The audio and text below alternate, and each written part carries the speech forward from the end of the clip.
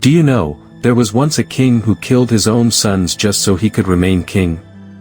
Today, we travel back over 2,000 years, to the final days of the ancient Judean kingdom. The year is 4 BC, and ruling from his massive stone palaces is a man history remembers with both admiration and fear, Herod the Great. Herod was known for his brilliance in architecture. He rebuilt the temple in Jerusalem, constructed fortresses like Masada and Herodium, and filled his kingdom with monuments meant to make his name echo through the ages. But behind the walls of those great palaces a much darker story lived. As Herod grew older, something began to change inside him. His mind became clouded with suspicion. He saw plots everywhere, plots in the marketplace, plots in the royal court, and worst of all, plots in his own family. Historians tell us that Herod was tormented by the fear that one day, someone would rise up and take his throne.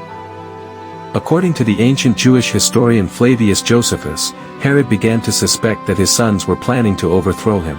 These were not rebellious strangers, they were his own flesh and blood. First, he targeted Alexander and Aristobulus, the sons of his beloved wife Miriam. Both young men were popular. Both had royal blood. And both were seen by Herod as dangerous. Herod ordered their execution. People whispered in fear. Tension filled the palace halls. But Herod's paranoia did not stop.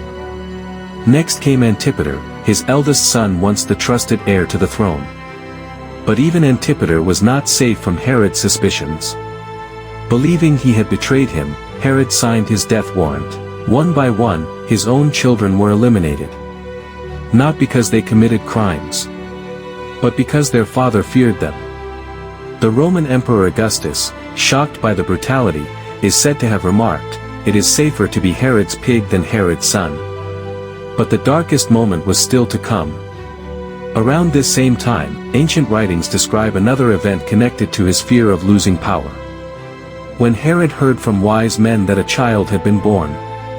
A child called King of the Jews, a child who might one day challenge his throne. Herod panicked. According to the Bible, the Gospel of Matthew 2 verses 16 to 18 records that he ordered the killing of all baby boys in Bethlehem, hoping to destroy the newborn he considered a threat.